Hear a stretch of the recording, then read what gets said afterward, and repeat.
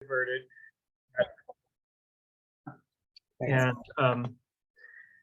And so what we found were there were lots of materials that were flowing through the county and right out, in one side and out the other, so to speak.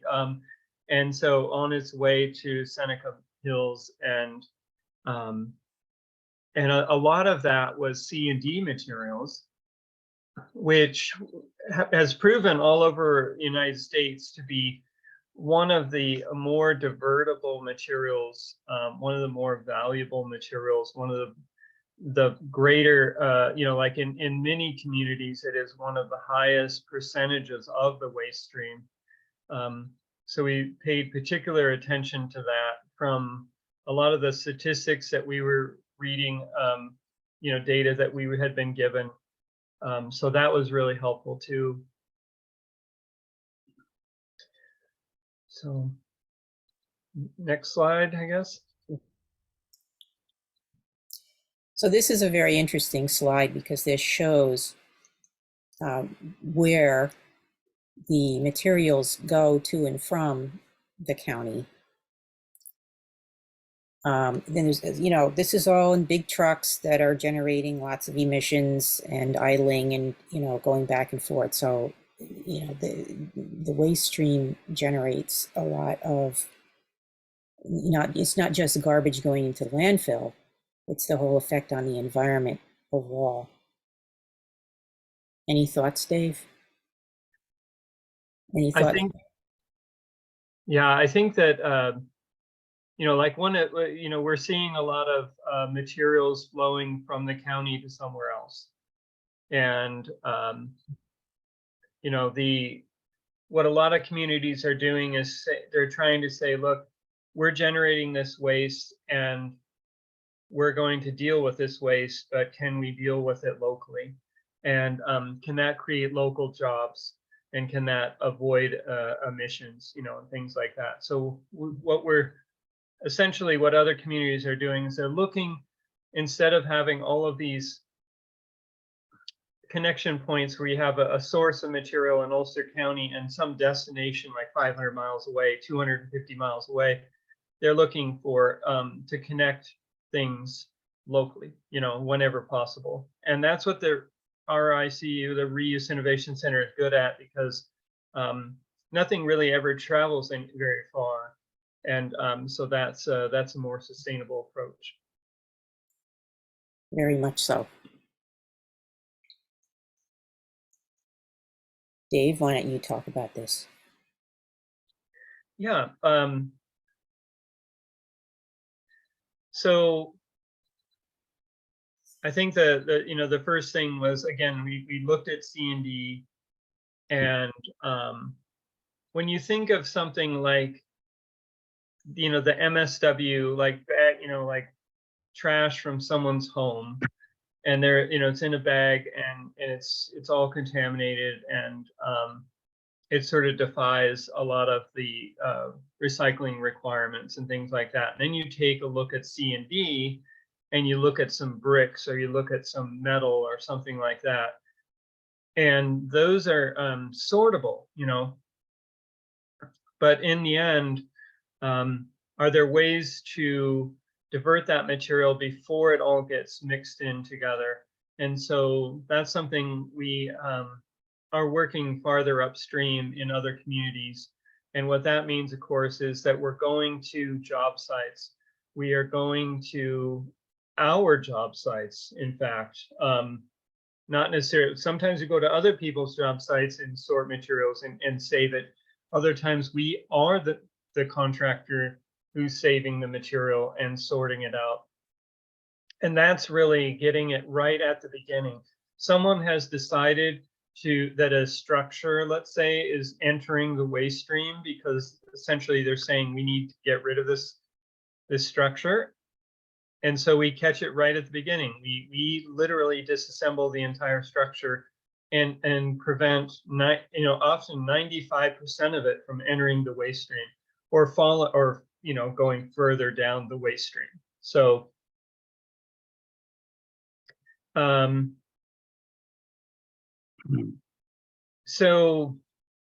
you know, one of the things that we fight, though, like it says, there's storage issues. You know, you are constantly doing this dance with supply and demand. So one time you'll have a whole group of supply that will come in, which, you know, a bunch of materials, and then you have a bunch of demand for something. Maybe somebody wants, you know, I've had examples where somebody asked me, do you have 100,000 bricks? And I didn't. And they moved on and found some new bricks, I guess. And then 6 months later, I got 100,000 bricks. And so, you know, storage issues are a big deal. Like when we, you know, we can't call the factory and ask for 100,000 bricks.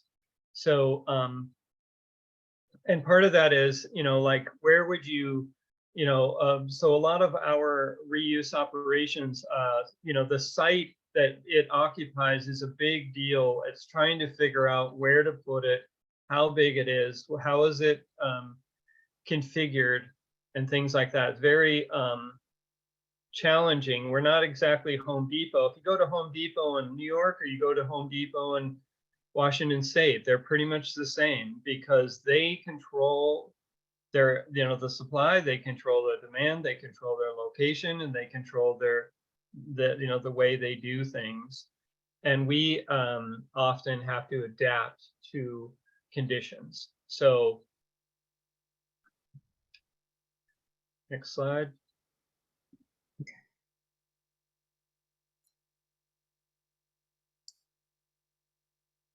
Go ahead, Dave. Okay.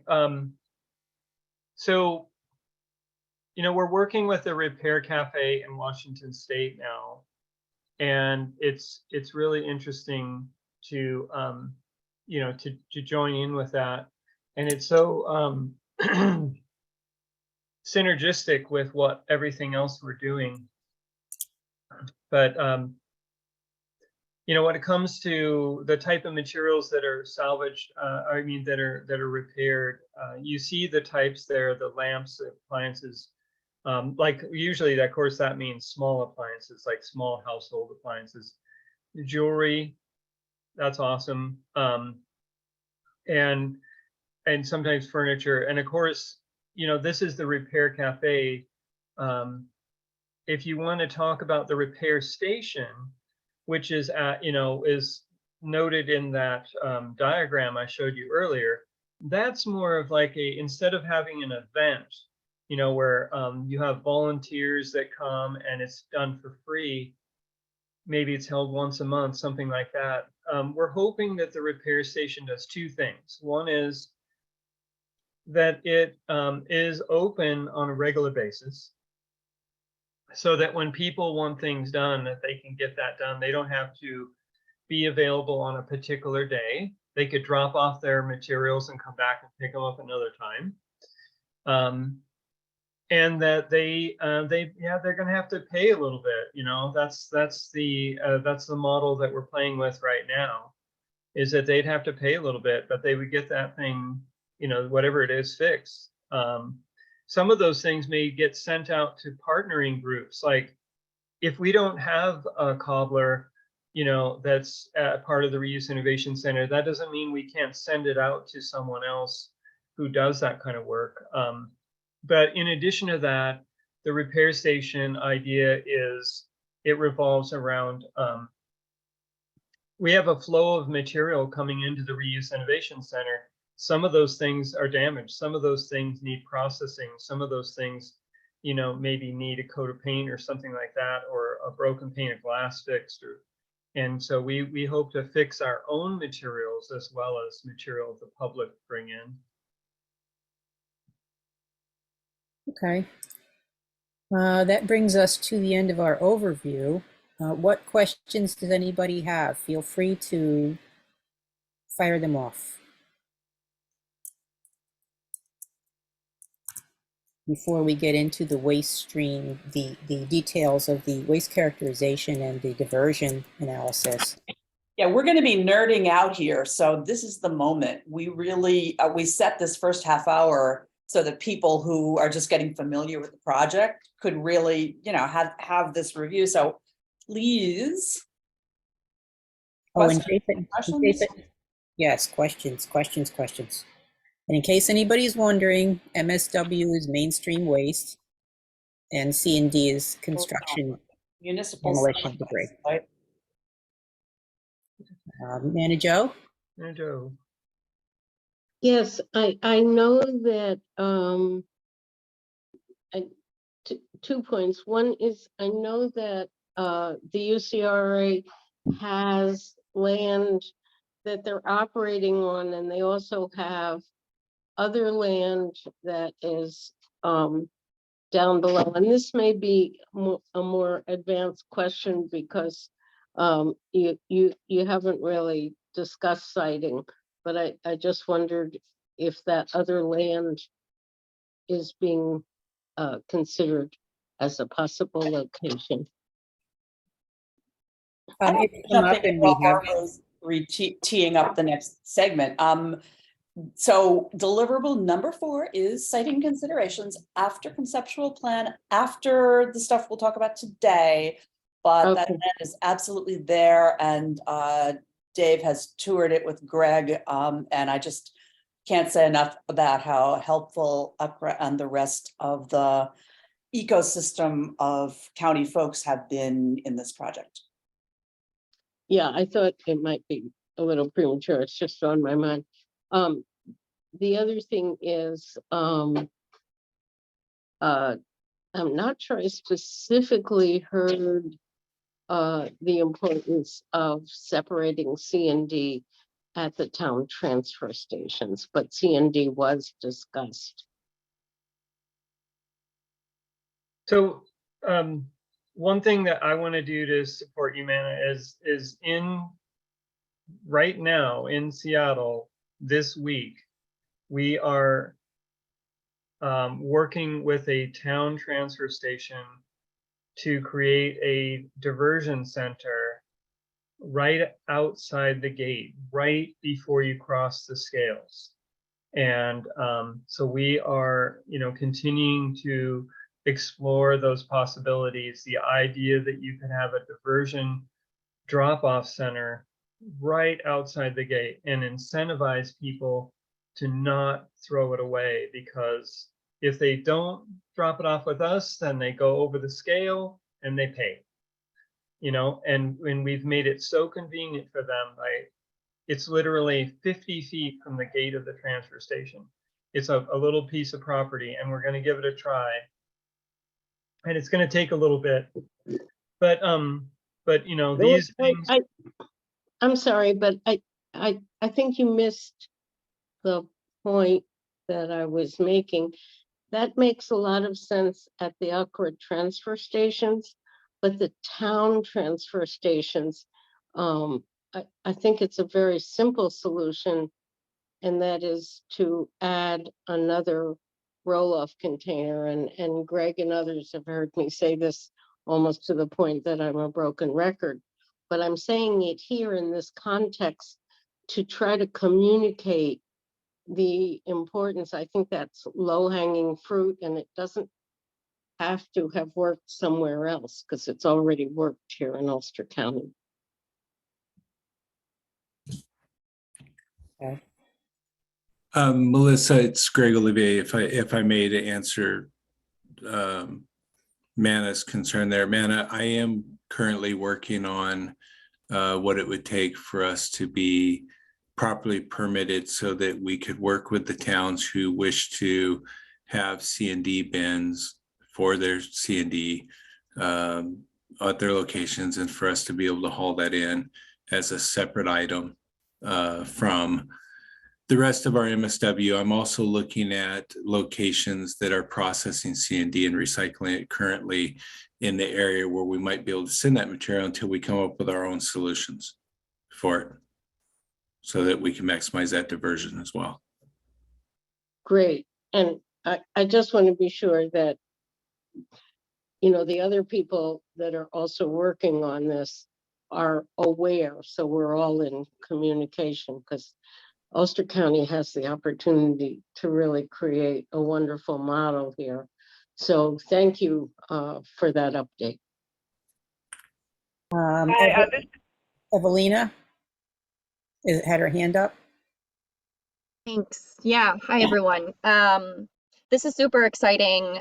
Sorry I haven't been involved up to this point, so you may be jumping into a few of these questions in the next portion of the meeting, but my first question was just about, it's sort of hard to tell in your schematic just the scale of what you were envisioning, and so I was curious about like if you've identified conceptually what your minimum square footage would be ideally for a facility that something like this, especially given what you were talking about in that there are lots of different scales of materials that come in at different times, and also depending on where they're coming from.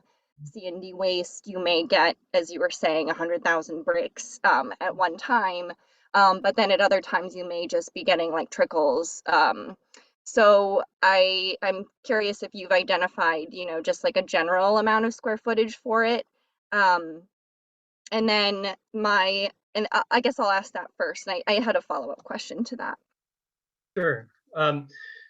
Well, we have 200 businesses to look at and say, how did it work for them? You know, and the one thing was it was partially about like what comes in and what quantities. Like, yeah, you have to, it's like a wetland or an estuary, and, you know, in the sense of water, you know, you get a flood and it soaks up a bunch of water, and then you have times where it's dry and, you know, it holds water. And it's like, so the warehouse is like that, or the reuse operations are like that. They always have a lot of material. You know, it's a matter of, can they take on infusions of, you know, like big quantities of material that come in at different times. But yeah, I mean, 25,000 square feet inside is a number. But, you know, Ulster County, you want to, I mean, we're throwing this back at the stakeholders, you see, like we're saying, like, what do you want to do? Do you want to be the leader?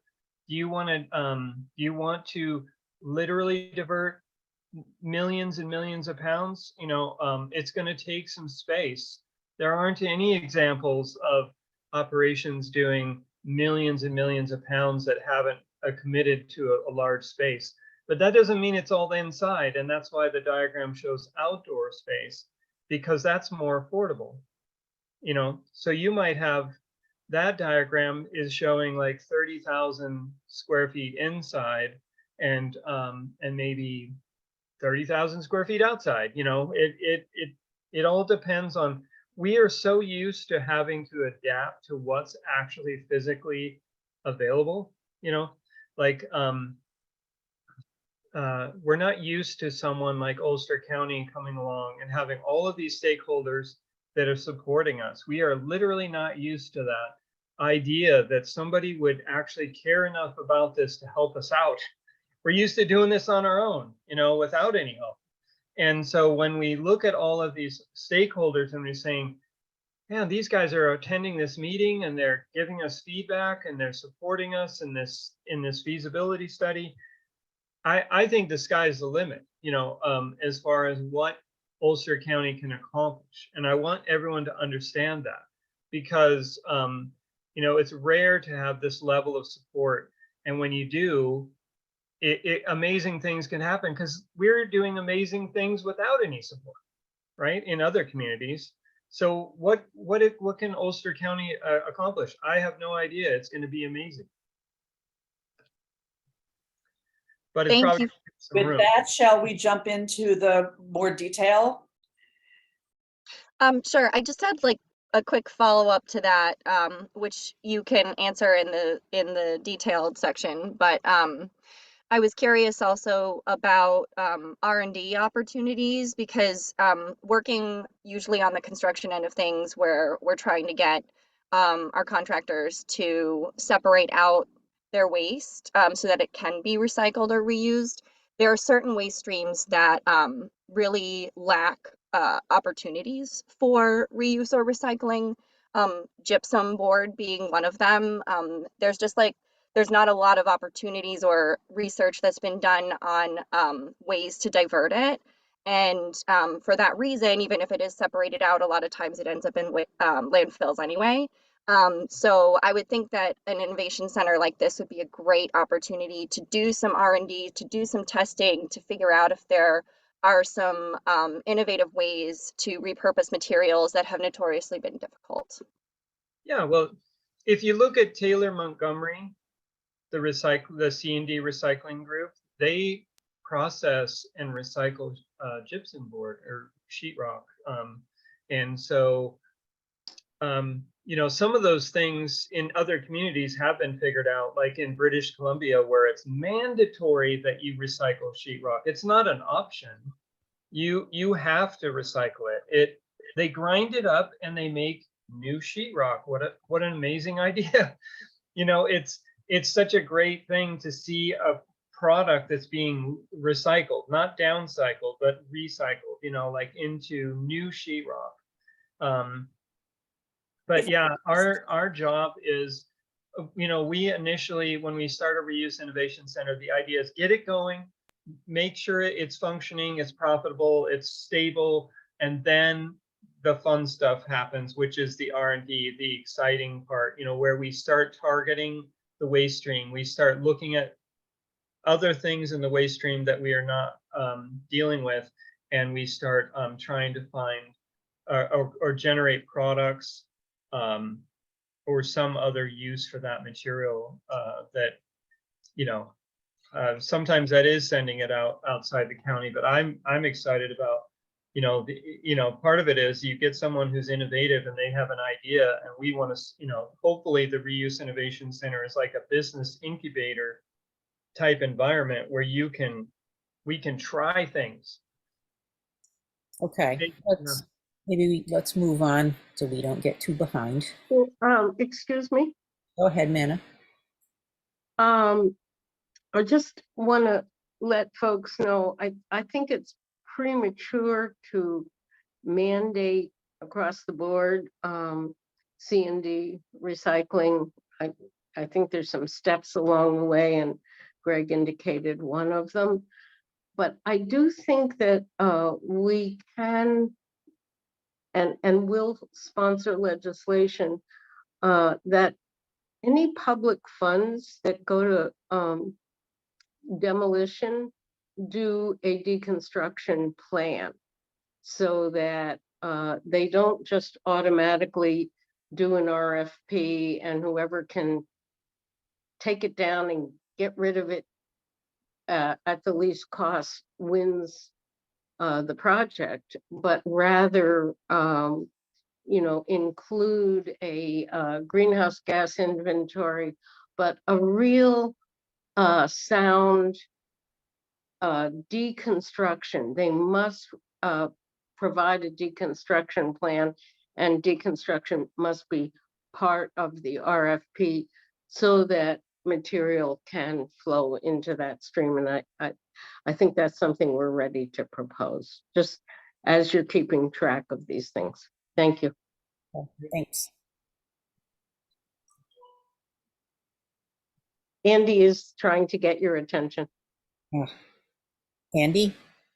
Yeah, hi, thanks. I wonder if I think it's David who's doing the presentation, is aware of the free store on Lopez Island in Puget Sound. It's one of I've been there. Yeah, it's one our friends have literally have furnished and their home and office from that store, and they're actively involved in it. And it's just a great way of people bringing stuff they no longer want and trading it to somebody who does want it. And it really is an extraordinary diversion from the waste stream. So I supply them with materials. Okay, excellent. Every time I have a job site on Lopez Island, we definitely. I'm on the I chair the Rosendale, New York Economic Development Committee, and we've made some suggestions that this could assist with both, you know, reducing the amount of waste and also provide a a terrific meeting place, you know, on certain days at the recycling yard. So at any rate, something to think about for the larger project. Okay, so let's move on. We expected there would be some new arrivals at around noon, although I think we had a large turnout earlier. But just to reiterate briefly, this is what the goals are for the session. We're going to now dive into waste characterization. And as you can see from this slide, we're building in communication times, discussion times, so that everybody can let us know what they're thinking. But we do want to try to move it along to make sure that we get everything in and not waste your time. Okay. First of all, we're going to have a couple brief slides from Dave on specific sorts of efforts being made for Reuse Innovation Center so that you can get an idea of a concrete actual activity. Go ahead, Dave.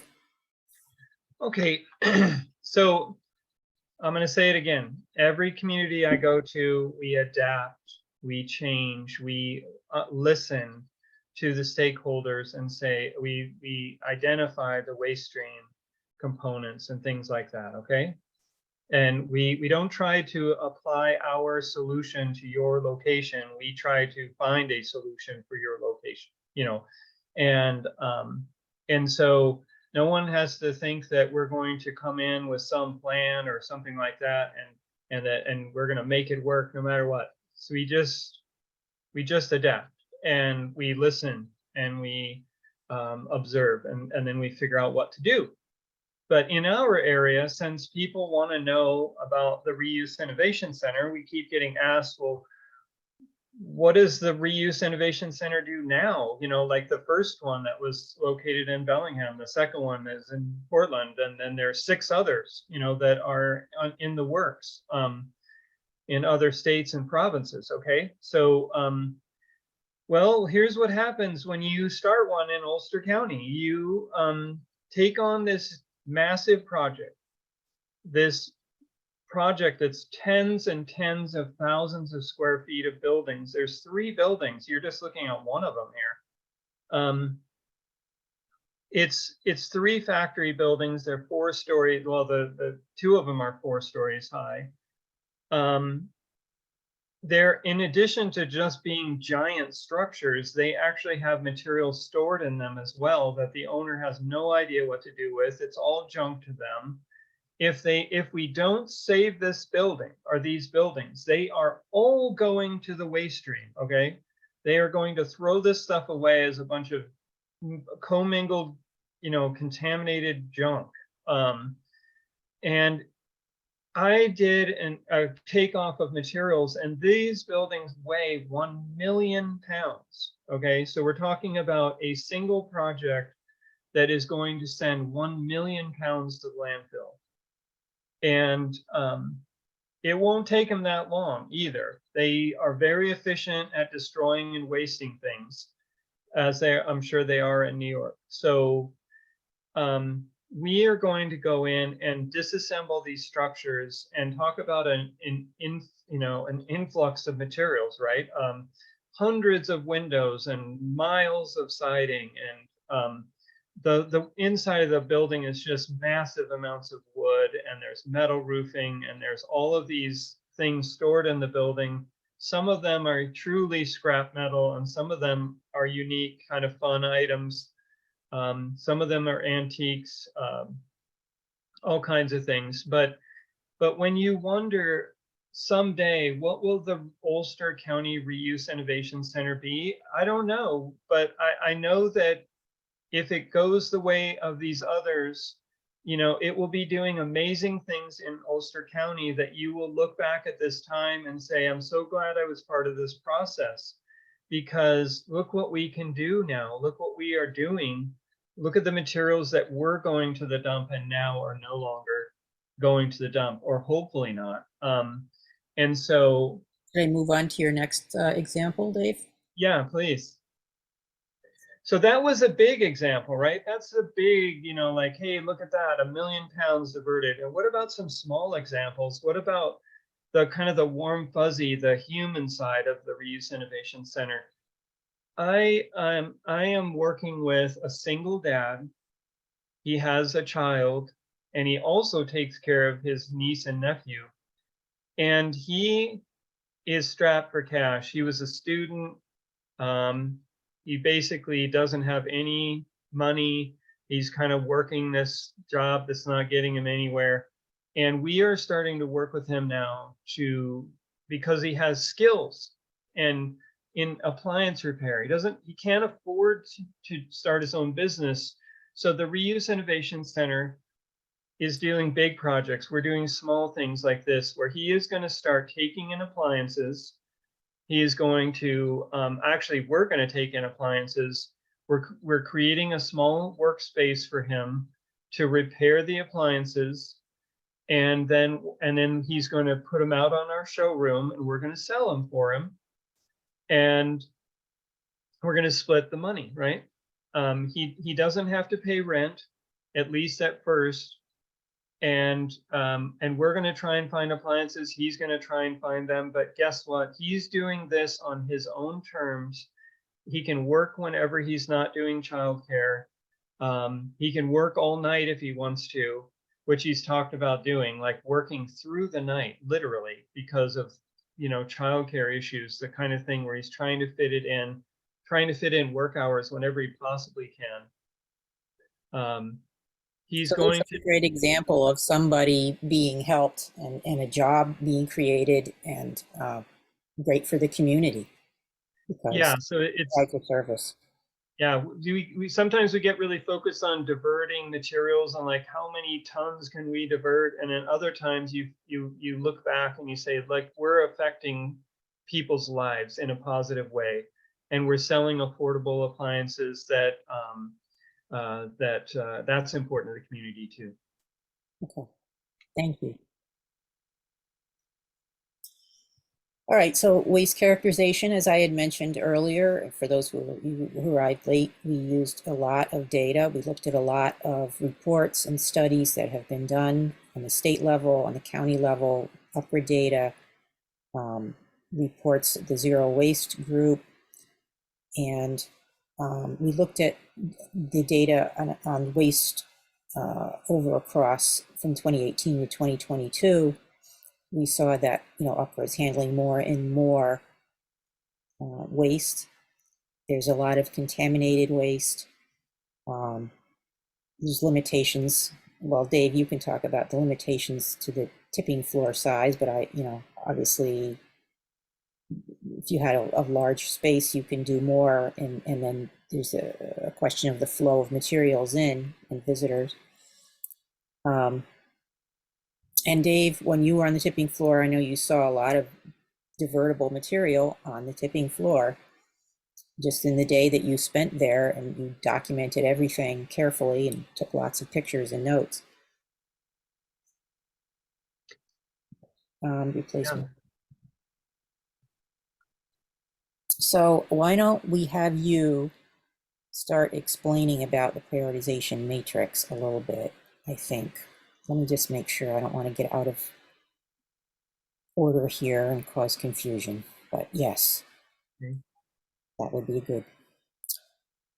Go ahead, Dave. On the next slide or on this, yeah, let's start with this. So, yeah, it's on the next slide. You want me to go on? Yeah, if you want, yeah. All right. There we go. Yeah, okay. So what were we tasked with doing? We were tasked with the Ulster County citizens and government, and have decided that they don't want to be wasteful. And I applaud that. And they looked at, how many tons they send to Seneca Hills, and they're like, what are we going to do about that? Let's, hire this group to take a look at it. Now, we got one final glimpse. The reason we went to UCRA at Ulster was to get one final glimpse of the waste stream before it got swept away into a truck and on the highway and to Seneca Hills. So it was, kind of like one, final look at the materials before we completely lost them. And we wanted to see what is it that is going to the dump, right? What does it look like? What type of materials are they? What condition are they in? And things like that. And so we looked at other types of waste, in different different areas. Is it Seneca Meadows? What the heck? Yes. Yes. Why do I keep getting that wrong? I don't know. There must be something about that. So oh, that's because our local landfill is called Cedar Hills. Okay, I get it. So the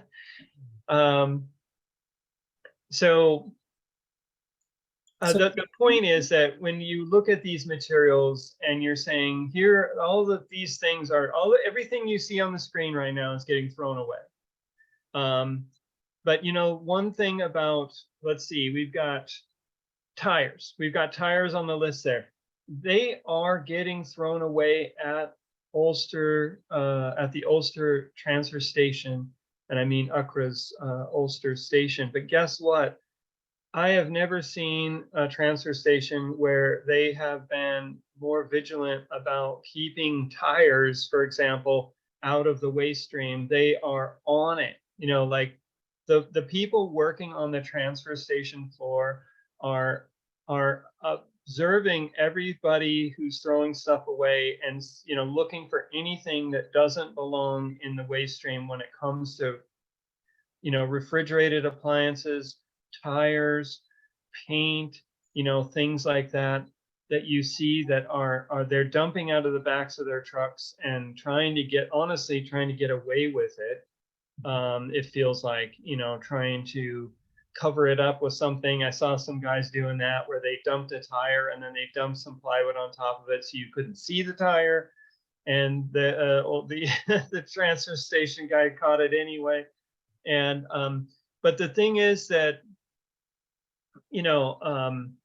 I was trying to say, not necessarily like, hey, can we stand here on the transfer station floor and divert materials? I was just looking at what was getting this far through the waste process, and then I was looking at like what are some of the parameters of that material. And so you have the parameters listed at the top. Like you could say, well, what is the potential of that material for reuse and repair? How much of it is there? Like what kind of impact does it have on the climate? And is it toxic? All these things. And so we gave them a score. Essentially, we tried to give them a score. And are those on the next sheet? This like some of the ranks. Is that the next slide? I think they're on, actually, if you look at the right column of the slide you were on. They were already there. Yeah, you've got final score and yeah. And this is in order of ranking. Yeah, and Zoom, it's got all of our images on top of that column. I can't see that column myself unless I move everything. But the point is that we so what are we doing here? What is this score about? It's really it's one way, it's just one way of evaluating materials. And on that list, you can see that gypsum board is ranked pretty low. But what is that? That's really saying, there are different ways to look at the material stream, these different materials. You could say, should it be diverted from the landfill? Well, we don't set any limits on that. We want everything to be diverted from the landfill. And then, or you could say, should the Reuse Innovation Center be involved with diverting it from the landfill? And, when it comes to tires, for example, Ulster County is doing a pretty good job of diverting tires from the landfill, without the Reuse Innovation Center. Look what UCRA is already doing. Look what the tire dealers are already doing. The scrap yards are already doing to divert tires from the waste stream. So, there are different ways to look at it, and it's pretty complex. And this is one way to look at it, and it doesn't mean that it does not mean that mattresses or gypsum board should not be diverted from landfill. It may mean that the Reuse Innovation Center may not be the way to do it.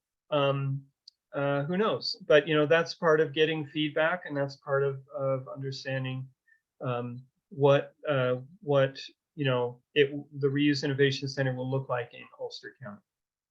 But just in really simple terms, the idea here is that things that are heaviest, bulkiest, have the greatest climate impacts or energy impacts or supply chain issues to produce new, there are higher rankings for. And I think Dave baked in some kind of a multiplier so that the numbers would differ more, so that there really was a scale.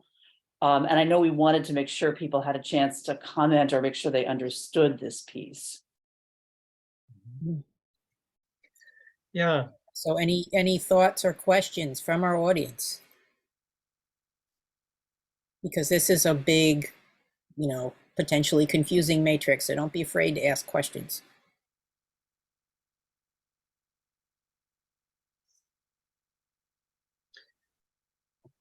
Hi, it's Europa from Ulster County Department of the Environment.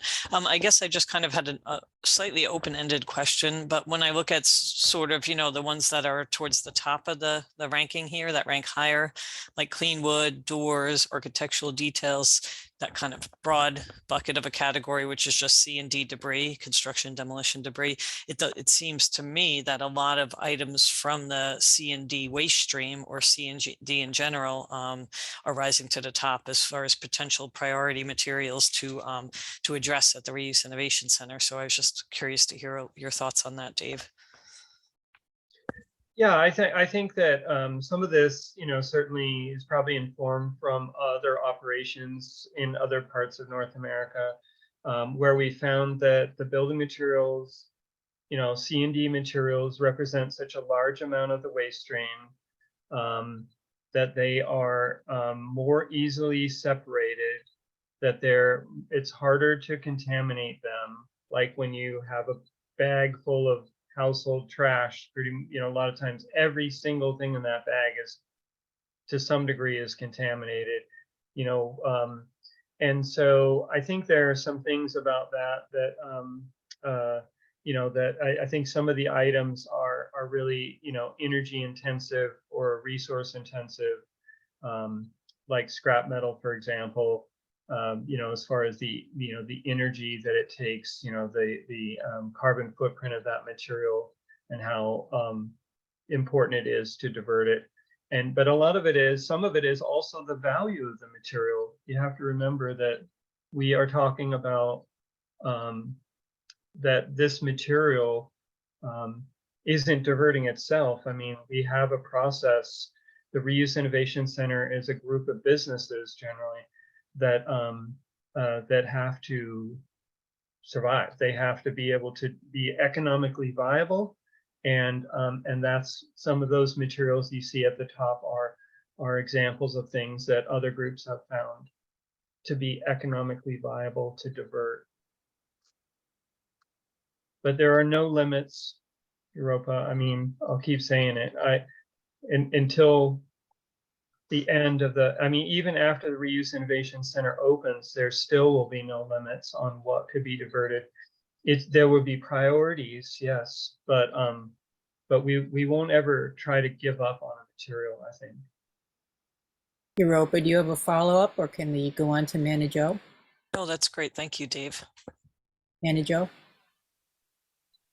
Yes, a couple of things. One is, and I think Dave included this, and that is marketability. Is there a way to market the material, and what are the steps that need to be taken? Does material have to be taken apart, for example, mattresses? But I also want to remind folks that there is the Mid-Hudson Regional Sustainability Coalition has a materials management working group. And it's come up to think about each of the counties specializing, hosting a particular material that requires processing, such as mattresses. And I also want to just say that Tracy Bartels did a lot of research on mattresses, which is in the draft of the zero waste implementation plan. And although it's not central to the region, perhaps Ulster County would take on that material. And, I think it's worth a discussion with each of the counties, maybe through the regional council to plan how different materials will get handled, and that would influence the design of the Reuse Innovation Center. And I think this is excellent work. Thank you. Yeah, this can only come about with a lot of cooperation between a lot of groups. Absolutely. And, I'm just noticing, by the way, but just to shout out, there are people from at least Dutchess, Columbia, and probably other counties on this call. So it's all good. Onward. Okay. So these are the top materials from the previous chart, and then in consideration of having identified what we want to prioritize or what are priority materials, then the next question is, what can we do with them? Right. So you want to go ahead, Dave? Yeah. So I think I want to just stress to everyone on the call how serious we are as an industry about diversion. It is our work, it's not a project. It is our career, like it is our life mission, let's say. A lot of the people that I'm helping across the country take it super seriously and dedicate their entire lives to it. And sometimes, when you look at these materials, I just think that there's two themes. One is just to keep in mind, there's no limits on what we can achieve. If you start out with that idea anyway, then you never stop trying, right? There's no reason you don't get to a point and say, well, we diverted those 10 materials, so we can stop now. So that's why a lot of us are working tirelessly our whole careers to achieve greater results. The second thing is that when we don't divert materials all in the same way, we divert materials any way possible.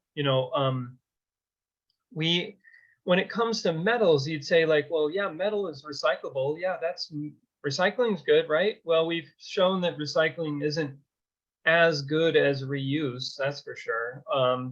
And so, but yeah, we do take metal objects and resell them exactly as they are. And sometimes we even have to repair them, like an iron railing on you would use at your house. And if it's in good shape, reuse it. And if it needs some repair, then go ahead and weld it together and then reuse it. And okay, well, it's not something in a configuration you could use. Well, maybe it could be used in some other configuration, like something in the garden.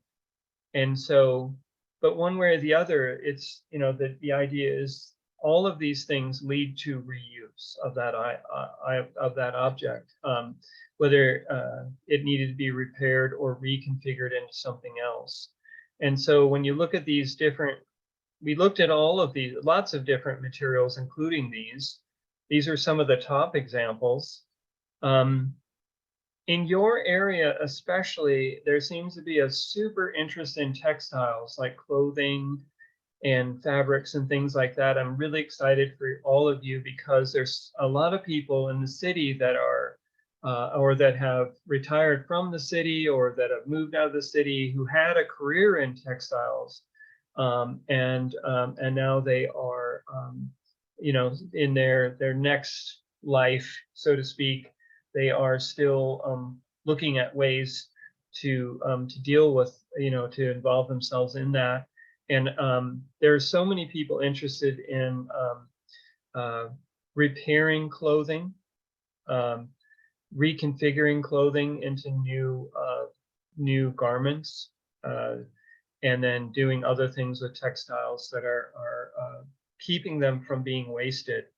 So remember, recycling is always assumed, to be a part of all of this process. If something slips by all of these other efforts, that recycling is always an option. If it's recyclable, it will be recycled, as part of our efforts. But we want to try and capture it, in have it be reused in some way. And remember, a lot of this is local, right? Almost all of this is local. So you have local businesses, local jobs, and local reuse. Like, people locally are the ones buying it. And that's when you start seeing like this circle of materials where it's circulating around the community. And that's why you start hearing the word circular economy, because the materials tend to flow in a circle then, instead of flowing like literally.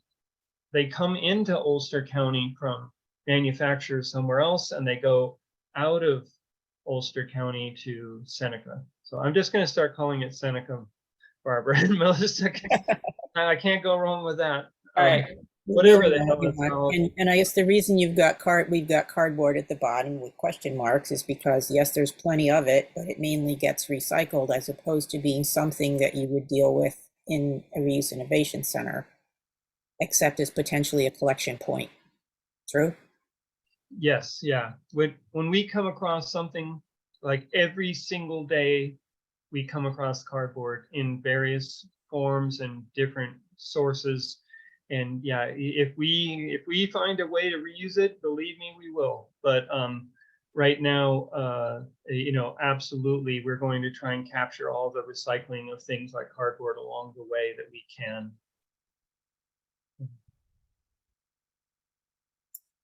So Dave, I had a question. Sorry, Barbara, for that last slide. Thinking about, I think what we're talking about here really, right, is the diversion, the programs and activities, right, that will address those materials, like the possibilities for them at the Reuse Innovation Center. And I think you covered it in that prioritization matrix that kind of had that overall ranking. But one consideration I was wondering is again, how did the source separated materials get to the facility, right? How do you obtain them? Because we know that, the tipping floor at UCRA is one place that they could be diverted from. But again, there's been mention of local transfer stations or other models, right, of collecting or having drop-off opportunities for the materials. So I guess I was curious at which point in this prioritization and considering what's possible, does that consideration get sort of, developed further and considered? Yeah,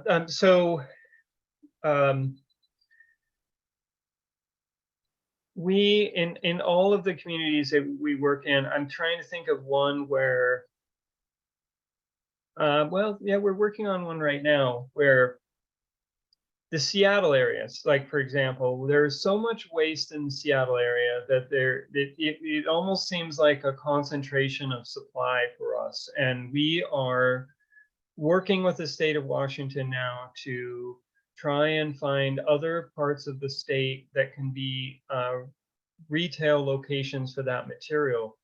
And there's so much material in that city and county that collecting it isn't as difficult, because there are, there's so much of it. It's like putting a net in a river and just catching all this trash as it goes by, kind of thing. You don't catch all of it, but there's so much of it going by that you catch a lot of it. And but it's really then it's always been about, like, what about the demand for the material? So one of the things we found is that if you take appliances, for example, and you take Al's appliance, right? My guy Al, if you take him and you say, in the beginning, he takes in one appliance and he finds one appliance somehow, and he fixes one appliance and he sells one appliance, then the next week he'd be like, I'm going to go find 2 appliances. And, then he sells 2, and then it's 4, and then it's 8. And then before you know it, he's like figuring out every little way to find appliances so he can sell, because there is a demand for them. He's saying there's a demand and I need to find a supply. I'm going to be so creative after working on that for so long. He's going to call every appliance installer, everybody who's getting rid of appliances, every housing authority or anything like that's replacing appliances. And so he is incentivized to go find more supply, right? To collect more materials. And why is he incentivized? Because there's a demand. It's almost like a vacuum. It must be filled, And so that's something that will happen here as well. I think in the beginning, it'll be obvious, easy pickings, and then over time, as demand for something is generated, there will be additional efforts. But frankly, I'm excited about the citizens of Ulster County. I feel like there's going to be, as our stakeholders help spread the word about these things, there's going to be people really excited to contribute, to not waste things. And we are going, we are the option that they're going to look to, and in fact, I'm more worried about getting too much material, you know what I mean? Like too quickly. Okay. Could I throw in just a quick comment? Because I just realized something for the very first time when you were talking just now, which is, one, the individual businesses in the Reuse Innovation Center have motivation and some responsibility for figuring out their supply chains and their sources. But I'm guessing Europa is also thinking about, what will the county do? And we've looked at working with the transfer stations, and the existing county operations. And I think someplace we've got also a slide about that hauling company. I'm going to be mysterious until we get to the slide, but Yeah. it's like another interesting model. Yeah, right. Yeah, we have that slide. That's Flip, right. flip, flip. But Yeah. you know what? I think. 1247, sorry. Yeah. Oh, okay. We're getting along there, so we Yeah. need to move on. Moving on. Oh, so let's discuss. This is where we want questions and thoughts from everybody. And Timothy first now is asking, is green waste handled at the municipal or other scales in Ulster or nearby counties? And I know UCRA handles composting.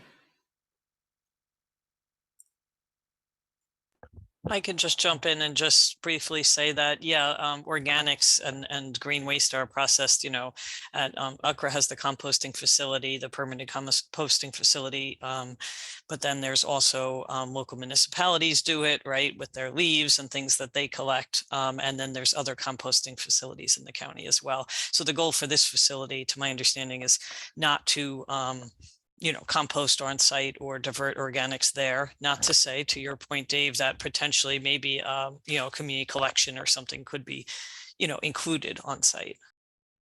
Europa, thank you for that. I forgot I was muted and tried to answer. So thank you for answering. Any other questions on how we characterize the waste? Or our priorities that we came up with?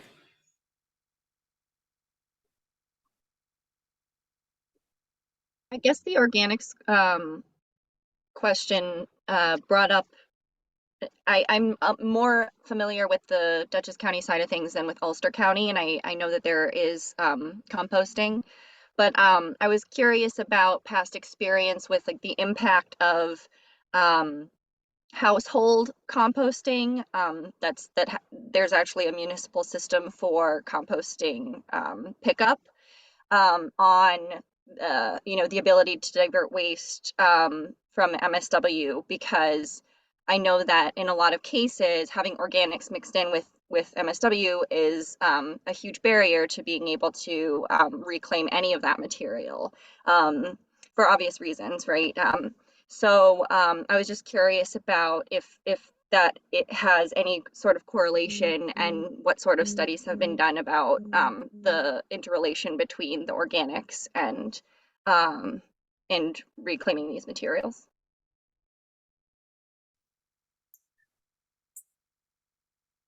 You know, I just want to make a quick note that when we were given our marching orders in the very, very, very beginning of the project, we were told not to focus on organics because it was there was already a mechanism.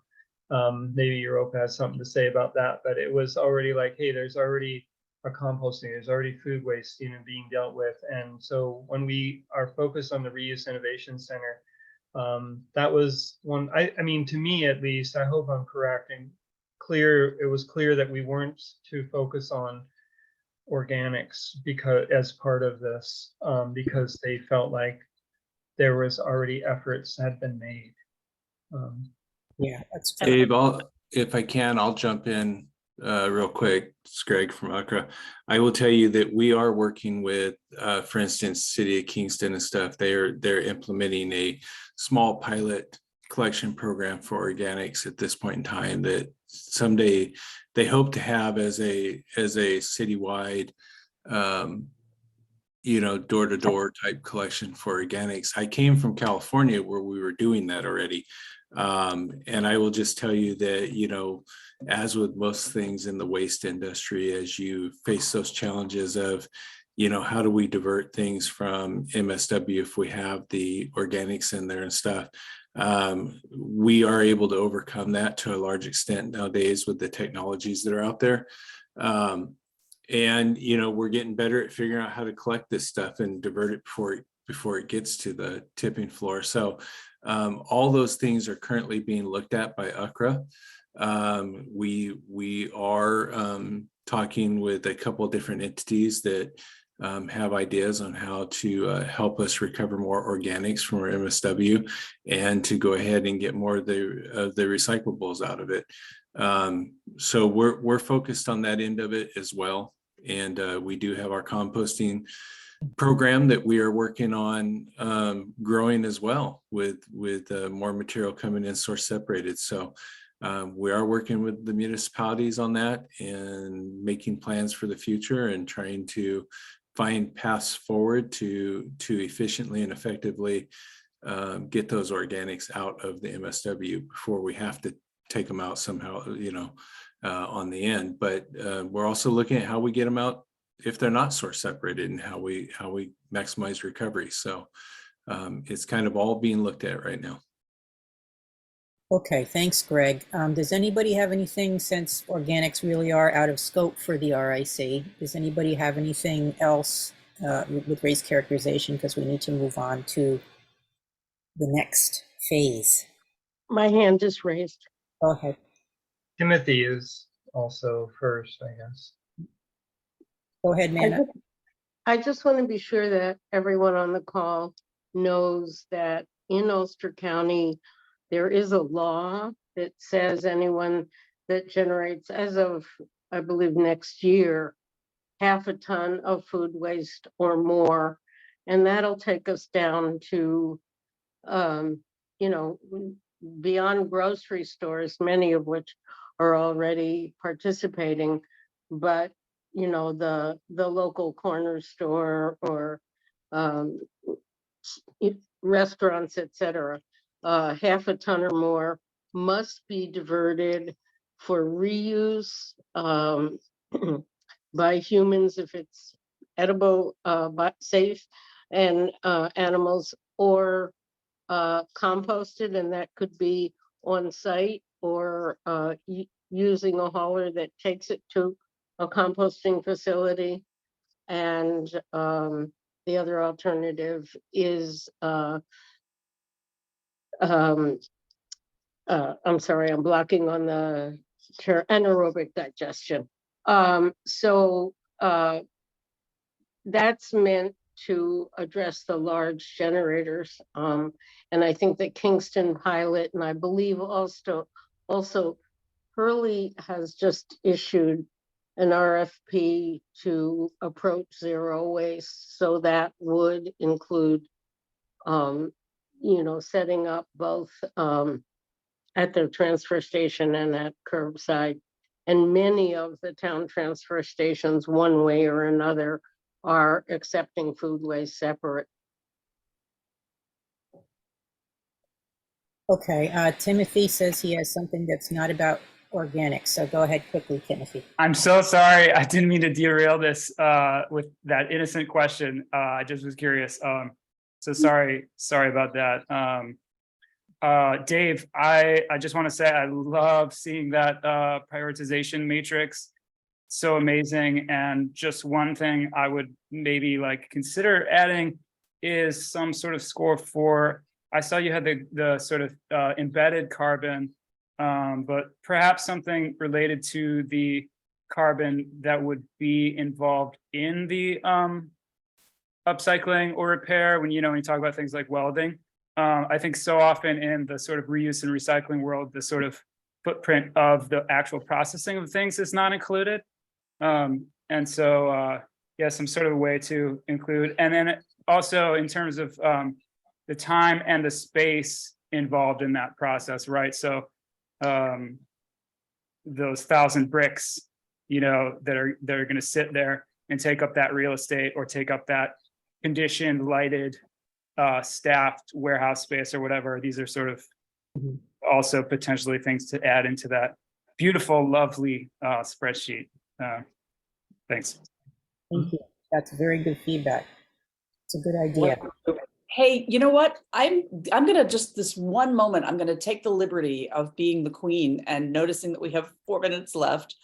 And that Barbara and Dave, in case you haven't noticed, have done a ton of work and organized this analysis.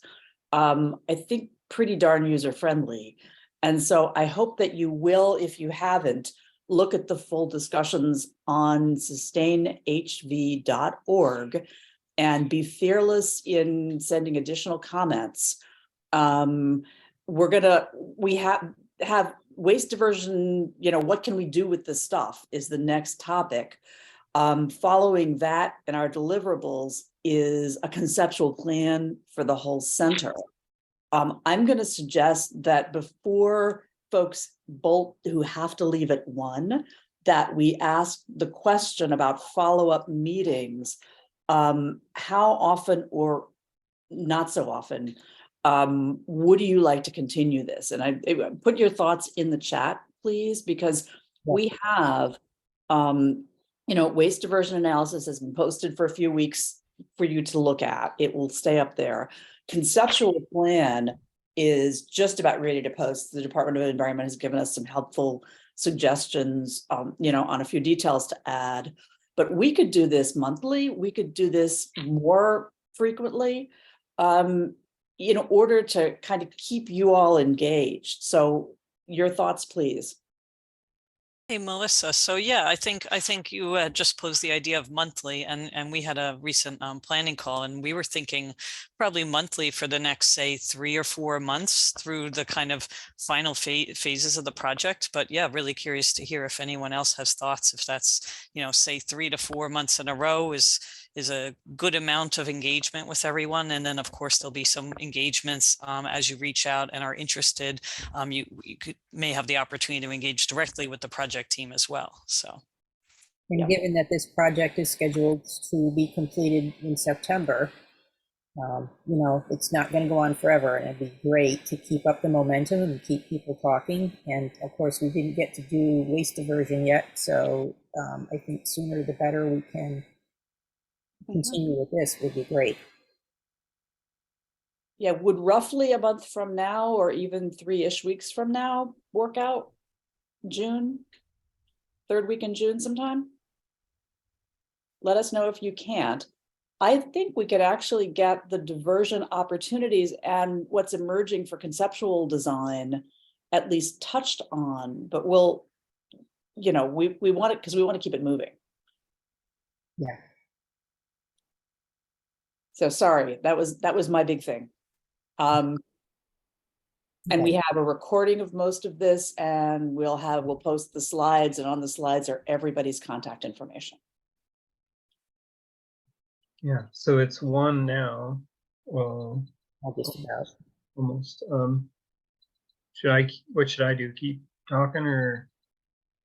If folks stay, why don't we just see if you can cover quickly so that people are oriented? And if everybody jumps, then we'll stop. Okay. I mean, this slide is probably pretty straightforward. Yeah. I think one thing that I wanted to say that would kind of maybe summarize my thoughts would be that, you know, there are different ways to divert the material. You could reuse it, you could recycle it, but we are used to doing this on our own. Okay, and when we do it on our own, we have to find a way to reuse the stuff on our own and make, you know, and it has to be economically viable. There has to be some way for an individual business that's working on their own to survive and you know, and still divert the material. When you're working as a team or a group, or you're all focused in the same direction, which is diversion and community benefits, then it should get easier. And I think that materials that we wouldn't do on our own could be handled. And so when we, you know, we look at, you know, some materials, we say that I could do those materials without any help at all, like those French doors that we found at Ukra, those $500 doors. I could sell those all day long, you know, without any help from anybody. But when it comes to other things, you know, like gypsum board, you know, that is something that, you know, yeah, they collect a fee. The recycling operations collect a fee when they collect the material, then they process it, and then they collect another fee for the raw material that they generate for new sheetrock to be formed. So, or whatever they do with it, because I know they spread it on farmers' fields as well as another as a soil amendment, you know, but they don't do that for free. They get paid. So if Ulster County wants to prioritize a material, then we will already be looking at the best ways of doing this. But in addition to that, there could be, you know, funding from somewhere else. There could be funding that, you know, the county has to put towards something. And that funding, the first funding should go towards actually funding the Reuse Innovation Center to get started. So I don't know, Barbara, if you wanted, is there another couple more slides? Sure. Yeah. This one mine? Yeah. So, you know, that someone asked earlier about collection systems, you know, and we are open to all sorts of different options for collecting material. We expect people to bring us stuff. We expect to go get stuff. If we're taking a building down, it's our job. It's all of our material. You know, we own the entire building at that point, and of course we can reuse and recycle it as we wish. But then there are other services like Check Sammy, where they come into a community and they partner with local haulers, and they sort of group them together to become this well-insured, well-equipped, well-connected group that can tackle waste in the community. And of course, they would partner with us, and they're talking about partnering with the Reuse Innovation Center in other areas.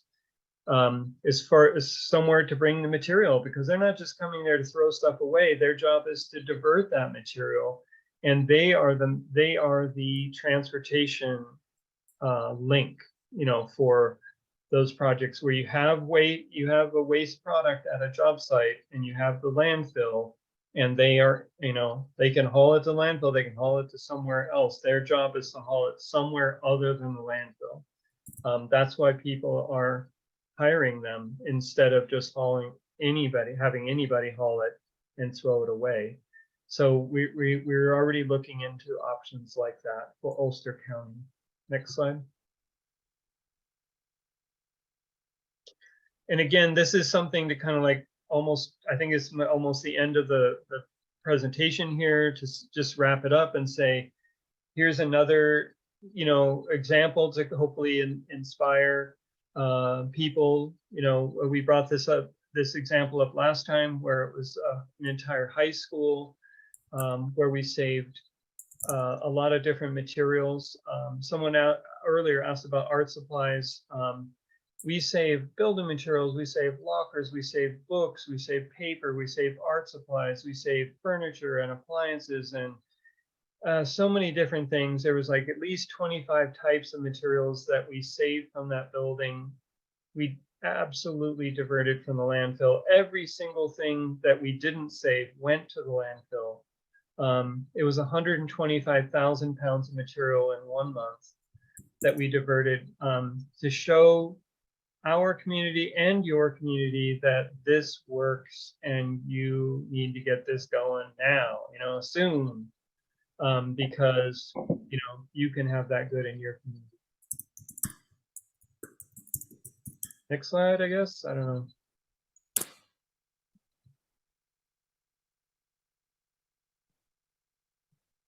So here we have potential anchor businesses in the Reuse Innovation Center, as we identified them. And you can talk, Dave, about why are these anchor businesses, or which ones are perhaps better suited than others. And as an anchor business, I'm thinking that means that we would start out with those, or soon after initializing an RIC, we would have these. And I know that it matters a lot what order that you implement things in, and that some things come later. For example, you have to have enough materials and skills to be able to train people, so training doesn't start first on day one, but that's something that can come later. Go ahead. Yeah, it's like I was saying before, we don't set any limits, and we're used to doing this on our own. And when I say we, I mean, I cannot do it on my own. Like when I'm planning something for British Columbia right now, I'm not planning to do it on my own. I'm not even allowed to work up there because I'm not a Canadian citizen. So who is going to do the work? It's people who are dedicated to the concept of diversion, and the benefits that it represents. And some of them may love working on bicycles, and that is going to be a great addition to the center. Some of them might be focused on making things out of reclaimed wood, and whatever I can't make them be interested in something, but hopefully we try to solicit as much interest, and say, what is it that you're good at? What is it that you're interested in? And then we try to take advantage of that skill set and add it to what we have. And when you have somebody like that you can plug in a business that works and that is going, they're going to benefit the greater reuse center, simply because they're going to be creating a diversion opportunity that doesn't require a lot of our help or a lot of subsidies or anything like that. So you could call them like an anchor business, where then you can say, okay, well, we have these people interested. What are we missing? And some of the things we might miss are things that you might subsidize, or you might have to help, and so they might, those things might come later. It depends on how you want to structure it and how much support we have. That is something that we've yet to see from anyone, as far as like what kind of money is being thrown at this, what kind of legislation is being thrown at this and stuff like that. So next. That you, Barbara? Sure. So, yeah, I mean, as Dave has deeply investigated, there's a lot of waste and consistent flows. We know what's going to be coming down the pipe, which enables the Reuse Innovation Center to plan and support stable businesses and activities, whether or not it's a business. And I know one of the considerations there is, certain things would lend themselves to private businesses and certain things would not. But that's still to be coming in terms of the overall plan, the conceptual plan step down the road. We've talked about priority materials.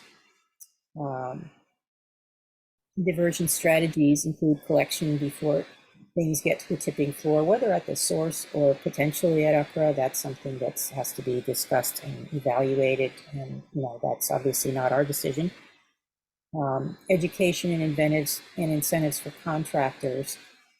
Training will be very key. We've talked to a lot of people that find that they don't have the right skill set available in the populace to hire people to do construction or to do reuse oriented businesses. So that would be a very valuable addition.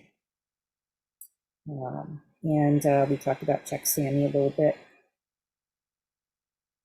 And basically, the sky's the limit. So many things that could be done, as Dave said.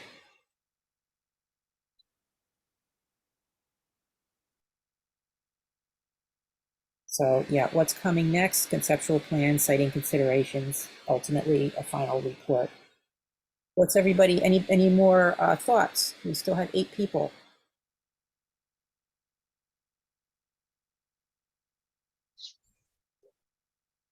Nope. It's very quiet. Okay, I guess you guys have had enough. And we thank you for joining us. We hope very much that you'll join us for the next session. We will be sending something out. So thank you again very, very much.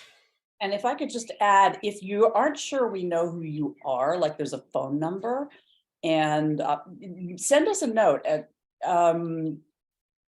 just everett@sustainhb.org, like, who are you, how did you find this, and what are your interests? And we will keep you on the list, and as you digest, we welcome your thoughts. Great, and I did put everybody's email in the chat, so if you have any questions, by all means, reach out to any of us.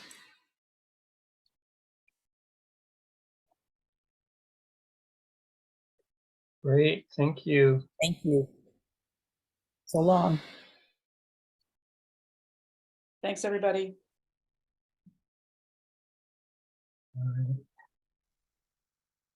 Yeah, I'll probably call you.